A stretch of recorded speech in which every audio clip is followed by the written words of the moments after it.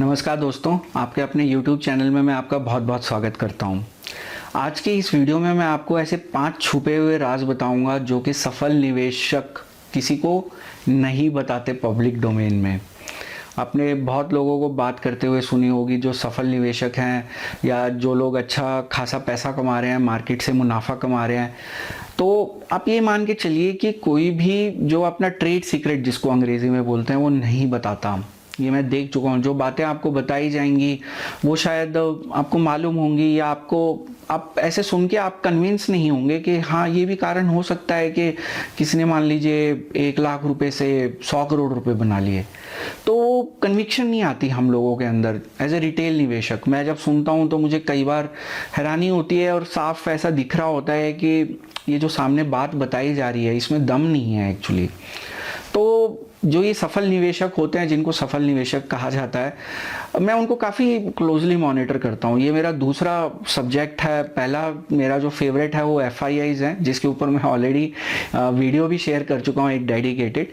और मेरा दूसरा जो मेरा कौतूहल का विषय रहता है या जो जिस विषय के बारे में मैं जानकारी इकट्ठी करना चाहता हूँ और मुझे ज़्यादा नहीं मिलती, वो है कि सफल निवेशक क्या करते हैं, ये कैसे पैसा कमाते हैं, इनकी सोच क्या है। तो इस विषय में मैं अपने स्कूल में एक टीचर होते थे, मैं हमेशा उनकी बात अपने दिमाग में रखता हूँ। वो हमें ये कहते थे कि न्यूटन के 3 लॉ हैं और ये 3 लॉ जो हैं पूरे विश्व को पता है, पूरा विश्व इनको पढ़ चुका है, सब स्कूलों में पढ़ाए जाते हैं, सब ने पढ़े हैं। लेकिन वो तीनों लॉज पढ़ के कोई न्यूटन नहीं बन सकता। अगर तुमको न्यूटन बनना है तो तुम्हें न्यूटन की तरह सोचना पड़ेगा कि वो कैसे सोचता था, क्या सोचता था। ये मैं अपने FII वाले वीडियो में भी बता चुका हूँ कि अगर हमें FIIs की तरह निवेश करना है या उनकी तरह रिटर्न कमाने हैं तो हमें उनकी तरह सोचना पड़ेगा। वो ही जो एग्जाम्पल है वो यहाँ पे भी लागू होता है कि अगर हमें सफल निवेशक बनना है तो हमें सोचना पड़ेगा उनकी तरह जो सफल निवेशक हैं। तो हमें पहले आइडेंटिफाई करना पड़ेगा कि किनको हम सफल निवेशक कह सकते हैं और फिर हमें स्टडी करना पड़ेगा कि वो क्या सोचते हैं, उनकी इन्वेस्टमेंट स्ट्रेटेजी क्या है। हमें ये नहीं देखना कि वो क्या कर रहे हैं। काफ़ी लोग पूछते हैं या काफ़ी लोग पोस्ट डालेंगे, जो आपके स्टॉक मार्केट के बहुत सारे वीडियोज़ हैं यूट्यूब के ऊपर, और उसमें व्यूज़ लाने के लिए मतलब कैसे वीडियोस होते हैं कि भाई इस निवेशक का जो ये एस इन्वेस्टर है उसका पोर्टफोलियो क्या है इस समय, या उसने कहाँ कहाँ निवेश किया हुआ है, इसने कहाँ कहाँ निवेश किया हुआ है, उसका पूरी ट्रैकिंग होती है। कई लोग अपनी वेबसाइट सिर्फ इसी बेसिस के ऊपर चला रहे हैं, सिर्फ वो ये ट्रैक करते हैं भाई इस एस इन्वेस्टर ने कहाँ कहाँ किन किन स्टॉक्स में निवेश किया हुआ है या उसने कहाँ कहाँ निवेश किया हुआ है। उसके बारे में हर महीने वो लोग एक वीडियो बनाएंगे, एक वेबसाइट के ऊपर पोस्ट डालेंगे कि उनकी अपडेटेड इस महीने की अपडेटेड शेयर होल्डिंग ये है, अगले महीने की ये है। अगर ये फिलॉसफी अगर फॉलो करके हर कोई अमीर बन सके तो मेरे ख्याल से फिर हमें तो कुछ करने की ऐसा किसी को ज़रूरत ही नहीं है। तो सबसे बढ़िया यही तरीका है कि भाई आप ये ऑब्जर्व करो कि ये जो पर्टिकुलर एस इन्वेस्टर हैं ये कहाँ कहाँ किस किस स्टॉक में अपना निवेश कर रहे हैं, और उसी के हिसाब से मैं भी उसी स्टॉक में उसी प्रपोर्शन में निवेश करूँगा। और जैसे उन लोगों ने 1 लाख के मान लीजिए 100 करोड़ कर लिए, 50 करोड़ कर लिए, तो मेरे भी ऑटोमेटिकली हो जाएंगे। क्या आपको लगता है ऐसा हो सकता है? मुझे तो ऐसा बिल्कुल नहीं लगता। क्यों नहीं लगता? क्योंकि जिस समय वो निवेश करते हैं, जब वो न्यूज़ बाहर तक आती है, तब तक वही जो मेरा फेवरेट डायलॉग है कि पार्टी इज ऑलरेडी ओवर। अब उस समय क्या है कि रिटेल निवेशक ये सोच के निवेश करेगा, उसको न्यूज़ बिल्कुल लास्ट में मिली है।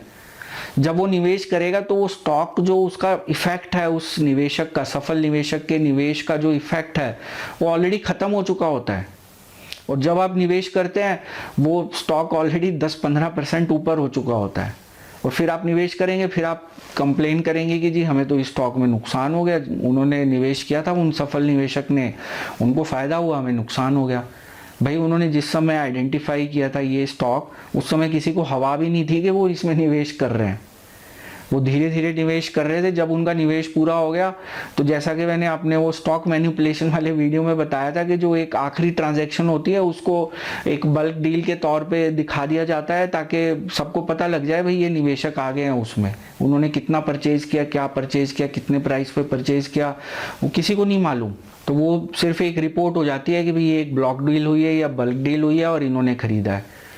तो उसके बाद रिटेल निवेशक को पता लगता है और जब तक वो रिएक्ट करता है तब तक वो स्टॉक ऑलरेडी 10-15% ऊपर हो चुका होता है। तो इसलिए ये फिलॉसफी बिल्कुल गलत है। आप इस तरीके से रिटेल निवेशक जो हैं वो सफल निवेशक जो होते हैं उनको इस तरह से कॉपी करना ना करें तो बेटर होगा मेरे हिसाब से। मेरा पर्सनल ओपिनियन है। मैं इसके ऊपर एक अलग से वीडियो भी बनाऊंगा क्योंकि इसके अंदर मैं और काफ़ी चीज़ें हैं जो आपके साथ शेयर करना चाहूँगा। उसके पीछे की कई बातें हैं जो मैं आपको बताना चाहूँगा। पर यहाँ पे मैं ये कहने की कोशिश कर रहा हूँ कि अगर आपको सफल निवेशक बनना है तो आपको उनकी तरह सोचना पड़ेगा। तो एक बड़े बिजनेसमैन ने, जो इंडिया के बहुत सक्सेसफुल बिजनेसमैन हैं, उन्होंने ये कहा था कि there is only one Warren Buffett and there can not be two Warren Buffett. तो उनके कहने का मतलब भी यही था कि वॉरेन बुफे जो हैं वो एक ही हैं। अगर मैं उनकी इन्वेस्टमेंट देख के उसी हिसाब से निवेश करना शुरू कर दूंगा तो इसका ये कोई गारंटी नहीं है कि मैं स्टॉक मार्केट में पैसे कमाना चाहूँगा। तो ये मैंने एग्जांपल बाहर का लिया, मैं इंडिया में किसी का नाम नहीं लेना चाहता। तो जो इंडिया का कोई अगर एस इन्वेस्टर है या सक्सेसफुल निवेशक है या सफल निवेशक है, अगर मैं उन्होंने जिन जिन स्टॉक्स में पैसा डाला हुआ है और अगर मैं भी उसी हिसाब से डाल दूं और मैं भी उसी तरीके से निवेश करना शुरू कर दूं तो मैं फिर भी उनकी तरीके से रिटर्न नहीं जनरेट कर सकता, क्योंकि मैं उनको सिर्फ कॉपी कर रहा हूँ, मैं उनकी इन्वेस्टमेंट फ़िलॉसफी को नहीं समझ रहा। तो यहाँ पे इन्वेस्टमेंट फ़िलॉसफी को समझना बहुत ज़रूरी है अगर आप सफल निवेशक बनना चाहते हैं। तो इस वीडियो में मैं आपको 5 राज बताऊं जो किसी को नहीं मालूम। मेरे हिसाब से ये मैंने अपने पर्सनल एनालिसिस के बेसिस के ऊपर जिन जिन सफल निवेशकों को मैंने स्टडी किया है, तो ये 5 राज उसी स्टडी का नतीजा है, उसी रिसर्च का नतीजा है। और इसमें एक चीज़ ध्यान रखिएगा, जो 5वें नंबर का राज है बहुत महत्वपूर्ण है, उसको ज़रूर सुनिएगा क्योंकि वो आपको डिसाइड करने में मदद करेगा कि सफल निवेशक बनने के लिए आपको क्या करना ज़रूरी है। वो बहुत इंपॉर्टेंट पॉइंट है और वो एक बहुत बड़ा ट्रेट है या बहुत बड़ी क्वालिटी है सफल निवेशकों की, जो कि मैं आपको 5वें नंबर के पॉइंट में बताऊंगा। तो चलिए चलते हैं पहले नंबर के पॉइंट पे। पहले नंबर का पॉइंट ये है कि जो सफल निवेशक होते हैं उनके मन में ये या दिमाग में ये डर नहीं होता कि मेरी गाड़ी छूट जाएगी। रिटेल निवेशक यहाँ सबसे बड़ी यही गलती करते हैं, उनको लगता है भी मेरी गाड़ी छूट जाएगी। अब एक एग्जांपल देना चाहूँगा मैं। जब कोई एक स्टॉक होता है वो ऊपर से अगर मान लीजिए नीचे आया या अभी नीचे से ऊपर जा रहा है मान लीजिए, जो सफल निवेशक है मैंने ये देखा है कि वो बॉटम फाइंड आउट करने की कोशिश नहीं करते। वो देखते हैं कि इस स्टॉक में ब्रेकआउट कब होगा।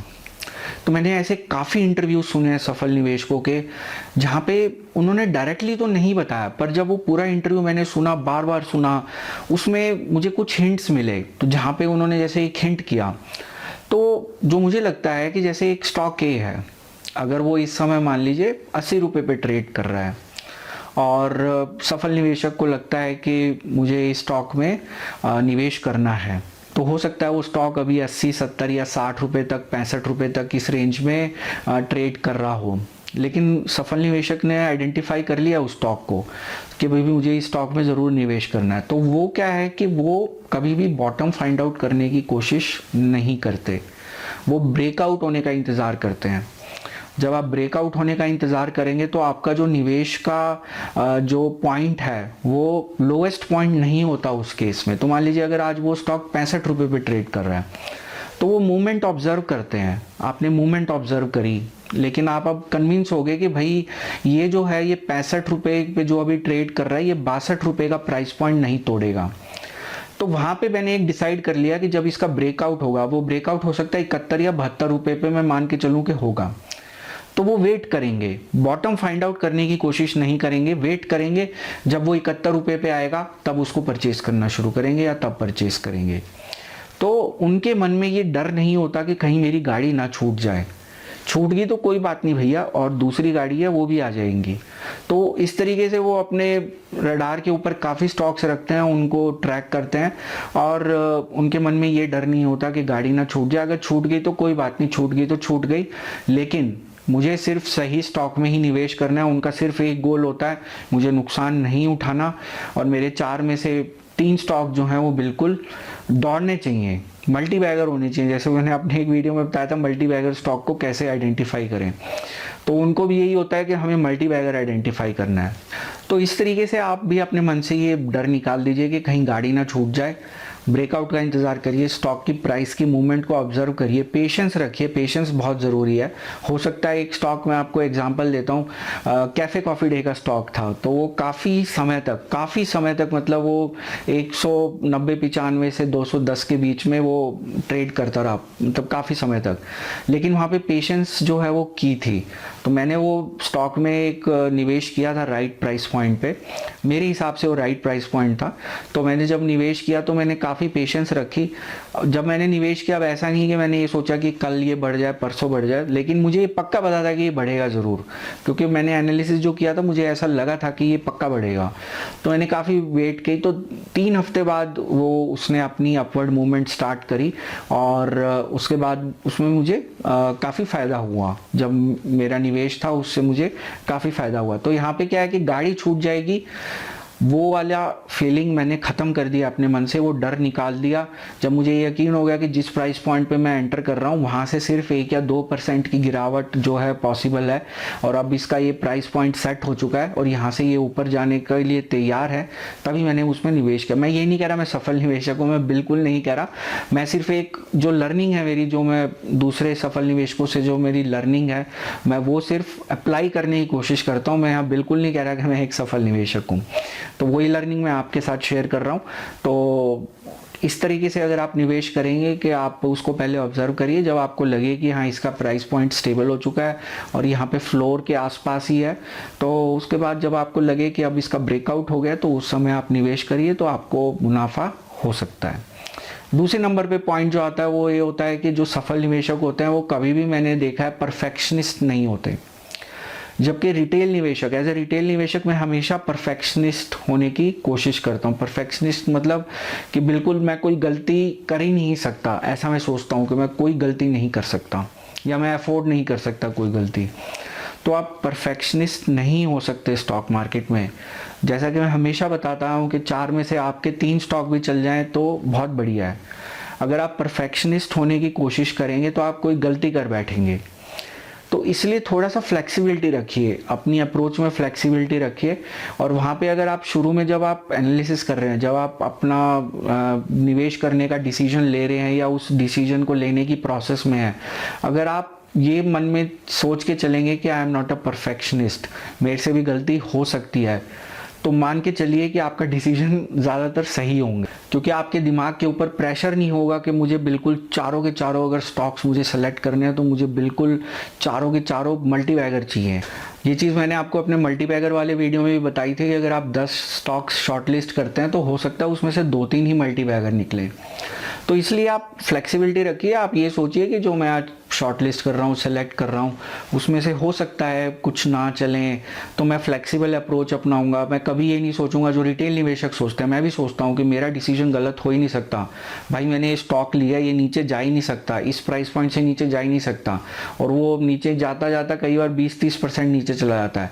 तो कभी ये मत सोचिए कि यू आर परफेक्शनिस्ट। मैं कभी भी नहीं सोचता एज ए रिटेल निवेशक, मेरे से भी गलती हो सकती है, मैंने स्टॉप लॉस लगाया, हिट कर गया, मैंने बेच दिया, मैं निकल गया, मुझसे गलती होगी, मैंने मान ली, पर मैंने अपना लॉस जो है उसको लिमिटेड रखा और मैंने परफेक्शनिस्ट होने की कोशिश नहीं करी। तो ये बहुत महत्वपूर्ण है कि रिटेल निवेशक जो है परफेक्शनिस्ट होने की कोशिश ना करें।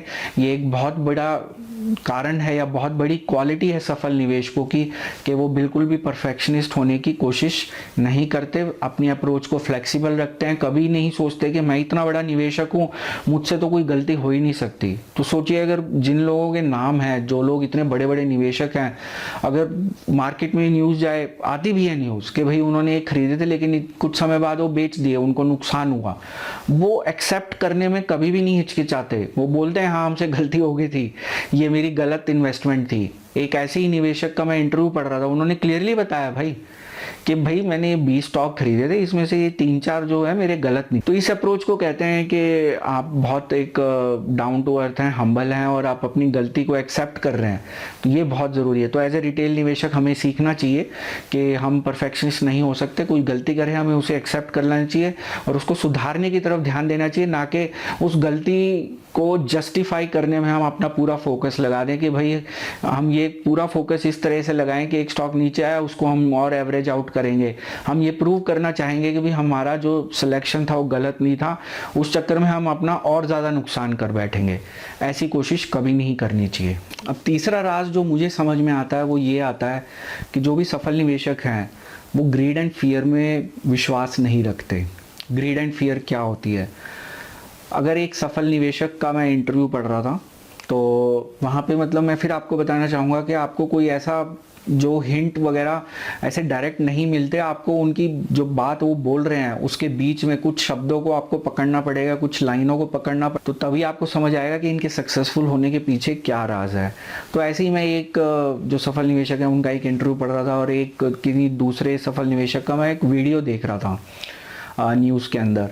तो वो 2-3 जो ये मैं देख रहा था वीडियोस और जो मैं न्यूज़ पढ़ रहा था उन सब से मैंने एक कंक्लूजन निकाला कि जो सफल निवेशक हैं वो शायद ओपनली बोलेंगे नहीं, पर जो उनके टारगेट्स होते हैं वो बिल्कुल फिक्स होते हैं। फिक्स मतलब मुनाफे का टारगेट भी फिक्स होता है और स्टॉप लॉस जो कि मैं बताता आया हूँ वो भी उनका एक तरीके से फिक्स होता है। फिक्स यहाँ पे क्या होता है कि उनको नुकसान नहीं होता कभी। वो नुकसान क्यों नहीं होता? उनके नाम की वजह से। तो वो नुकसान के बारे में कभी बात नहीं करेंगे। तो यहाँ पे मैं ये चीज़ ज़रूर हाईलाइट करना चाहूँगा कि वो नुकसान के बारे में कभी बात नहीं करते। क्यों नहीं बात करते? मान लीजिए मैं सफल निवेशक हूँ तो मैंने अगर किसी स्टॉक में निवेश किया, जब वो न्यूज़ बाहर मार्केट में जाएगी या वो लोगों को पता लगेगी या ब्रोकर्स को पता लगेगी, रिटेल निवेशकों को पता लगेगी, तो वो स्टॉक 10-15% ऑटोमेटिकली दौड़ जाएगा। अगर वो स्टॉक 10-15% दौड़ गया तो उसके बाद अब उसका 10-15% नीचे आने की प्रोबेबिलिटी कम रहती है। तो मेरे को कभी भी नुकसान नहीं हो सकता मेरे निवेश में, अगर मेरा इतना नाम है कि लोग मुझे सफल निवेशक समझते हैं।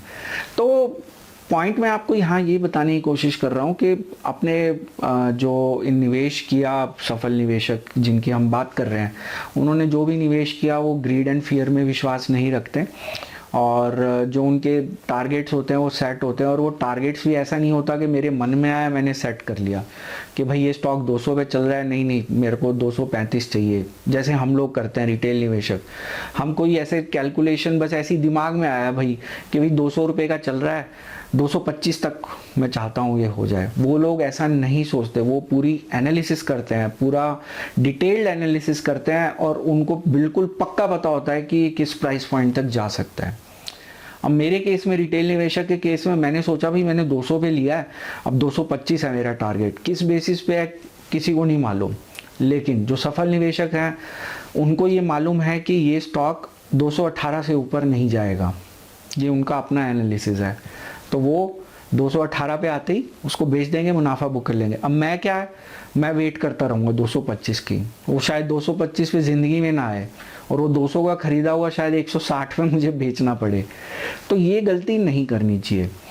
तो पॉइंट ये है कि ग्रीड एंड फियर को कंट्रोल में रखिए और जो आप एनालिसिस करिए कि आप कितने मुनाफे की उम्मीद कर रहे हैं।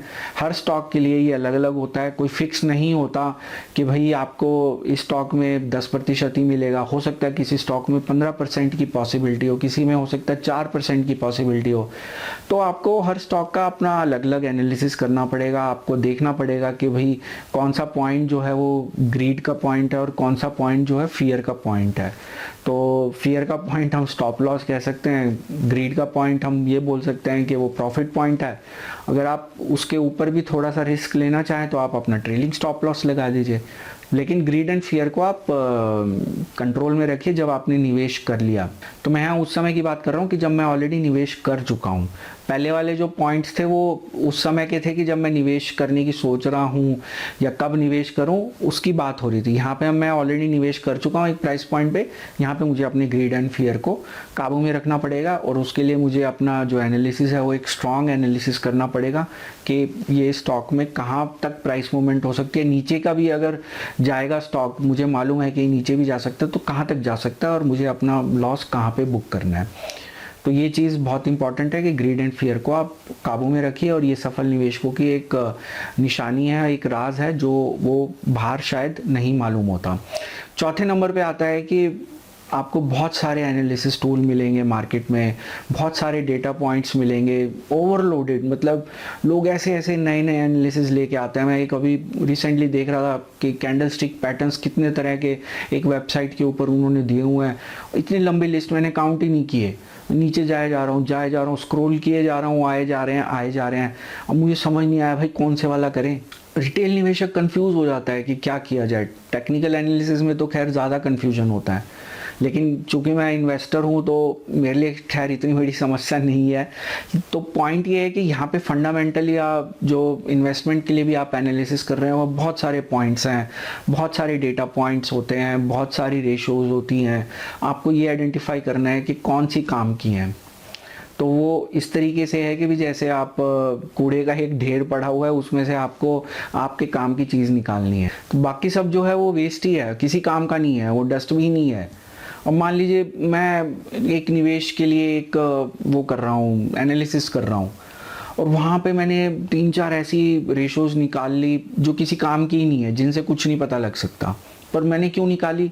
किसी ने मुझे बोला भाई ये रेशोज़ बहुत काम की। जैसे मैंने टेक्निकल एनालिसिस वाले वीडियो में बताया था, MACD, RSI हर कोई रेफ़र करता है।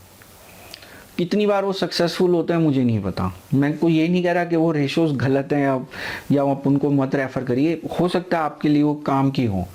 लेकिन पॉइंट ये है कि आपको देखना पड़ेगा कि किस परिवेश में, किस समय कौन सी रेशोज़ काम करती हैं। बुल फेज़ में मेरा पर्सनल एक्सपीरियंस मैं आपको बताता हूँ, मैंने देखा है कि बुल फेज़ में एक अलग तरह की रेशोज़ काम करती हैं और बियर फेज़ में एक अलग तरह की रेशोज़ काम करती हैं। दोनों फेज़ में अलग अलग रेशोज़ हैं, और हमेशा मैं बोलता हूँ कि आप 1 या 2 रेशोज़ के ऊपर मत रिलाई करिए। आपको कम से कम 5 या 6 रेशोज़ देखनी पड़ेंगी, 5 या 6 डेटा पॉइंट्स देखने पड़ेंगे, तभी आप कोई निर्णय ले सकते हैं निवेश से संबंधित। कुछ लोग सिर्फ एक ही रेशो देख के डिसाइड कर लेते हैं, तो फिर बोलेंगे कि भाई हमें नुकसान हो गया। अब नुकसान तो होगा ही होगा।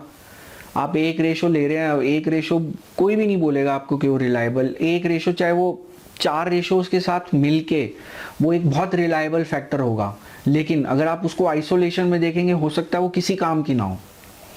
तो इसलिए आपको अपना जो एनालिसिस है, अपनी जो स्टडी है, अपना जो आपकी लर्निंग है, उसको एक कंसोलिडेट करना पड़ेगा। आपको आइडेंटिफाई करना पड़ेगा कि कौन कौन सी रेशोज़ रिलायबल हैं, उनके कॉम्बिनेशंस, कौन कौन से कॉम्बिनेशंस रिलायबल हैं, कौन से डेटा पॉइंट्स के कॉम्बिनेशंस रिलायबल हैं। तो इस तरीके से आपको एक अपना विनिंग फार्मूला बनाना पड़ेगा, एक सक्सेस मंत्रा बनाना पड़ेगा, जो हर किसी के लिए अलग अलग होता है। और जो सफल निवेशक हैं वो बिल्कुल नहीं बताएंगे कि उनका क्या विनिंग फार्मूला है या उनका क्या सक्सेस मंत्र है, कोई भी नहीं बताएगा। तो आने वाले वीडियोस में मैं आपको अपना ज़रूर बताऊंगा, आप उसको देख सकते हैं, जांच सकते हैं, परख सकते हैं, क्योंकि मेरा यूट्यूब चैनल का पर्पस सिर्फ एजुकेशन और इन्फॉर्मेशन स्प्रेड करना है। तो मैं आपको ज़रूर बताऊंगा कि मैं क्या करता हूं, मैं कैसे करता हूं।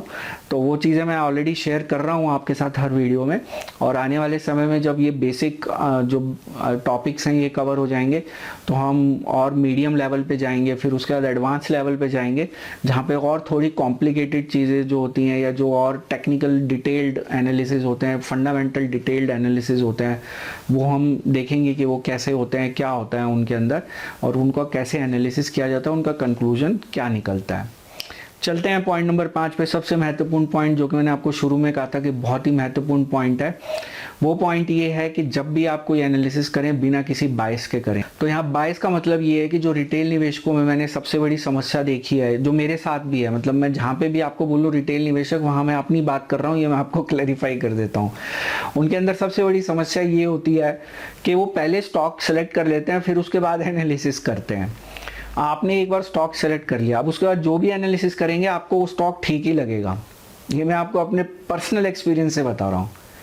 मैं पहले स्टॉक सेलेक्ट कर लेता था, उसके बाद जब भी मैं एनालिसिस करता था तो मुझे वो स्टॉक बिल्कुल एकदम बेहतरीन स्टॉक लगता था कि भाई, क्योंकि मेरा दिमाग बायस हो चुका है, मैंने डिसाइड कर लिया है कि मेरे को ये स्टॉक खरीदना है। जब मैंने डिसाइड कर लिया कि मुझे ये चीज़ खरीदनी है या ये जो स्टॉक है खरीदना है, तो मेरे सारे एनालिसिस भी मुझे वैसे ही दिखाई देंगे, उनके कंक्लूजन के ये स्टॉक बाय है। इसलिए जब भी आप कोई एनालिसिस करें बिना किसी बायस के करें। ये मैंने देखा है कि जो सक्सेसफुल निवेशक होते हैं वो बिना किसी बायस के करते हैं। वो कुछ अपने इनपुट्स जब शेयर भी करते हैं किसी स्टॉक के बारे में या किसी सेक्टर के बारे में, तो जो बातें बताते हैं उससे बिल्कुल जाहिर होता है कि ये बिल्कुल भी बायस नहीं है उसके लिए। बायस किस लिए नहीं है भाई, ठीक है, अगर समझ में आया तो ले लेंगे, नहीं समझ में आया तो कोई बात नहीं। तो वो इसी तरीके से जब आप कोई भी एनालिसिस करें, चाहे स्टॉक का करें, चाहे किसी सेक्टर का करें, किसी म्यूचुअल फंड के लिए आप सिलेक्शन कर रहे हैं या किसी म्यूचुअल फंड को आप सेलेक्ट करने की कोशिश कर रहे हैं या किसी डेब्ट फंड को भी कर रहे हैं, आप पहले बायस मत होइए कि मुझे ये लेना ही है। पहले आप एनालिसिस करिए, उसके बाद हम कंक्लूड करेंगे। अगर आपने बायस होके एनालिसिस किया तो आप एनालिसिस करने का कोई फ़ायदा ही नहीं है। मैं आपको पहले ही बता रहा हूँ, उसमें टाइम वेस्ट करने का कोई फ़ायदा ही नहीं है। आप सीधा जाके उसको ले ही लीजिए। तो इस सक्सेसफुल निवेशकों के सक्सेस के पीछे ये बहुत बड़ा राज है कि वो बिना बायस के सब एनालिसिस करते हैं। तो वो कोई ऐसा डिसाइड नहीं कर लेते कि मुझे यही स्टॉक खरीदना है।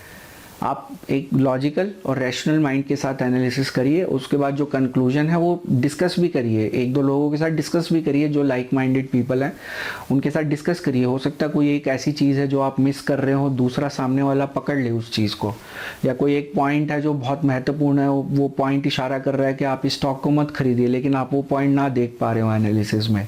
तो इसलिए जो हमेशा कंक्लूजन है वो लॉजिकल और रीजनिंग के साथ होना चाहिए, और बिना लॉजिक और रीजनिंग के आप कोई भी कंक्लूजन ना निकालें। मुझे उम्मीद है कि आपको ये पांचों जो बातें मैंने आपको इस वीडियो में बताई आपको पसंद आई होंगी, और आपको लग रहा होगा कि ये जो पांचों राज हैं जो मैंने आपको बताए, ये सफल निवेशकों की सफलता के पीछे के कारण हैं। मुझे उम्मीद है कि आपको ये वीडियो बहुत पसंद आया होगा। अगर आपको ये वीडियो अच्छा लगा तो नीचे दिए गए लाइक आइकन पर ज़रूर क्लिक करें। आप इस चैनल को ग्रो करने में अपना सहयोग और योगदान भी दे सकते हैं। उसके लिए आप स्क्रीन पे दिए गए सब्सक्राइब ऑप्शन को क्लिक करें या नीचे दिए गए सब्सक्राइब बटन को दबाएं। उसके साथ दिए गए बेल नोटिफिकेशन को क्लिक करना ना भूलें, इससे आप सभी वीडियो सबसे पहले देख पाएंगे। इस वीडियो को देखने के लिए आपका बहुत बहुत धन्यवाद।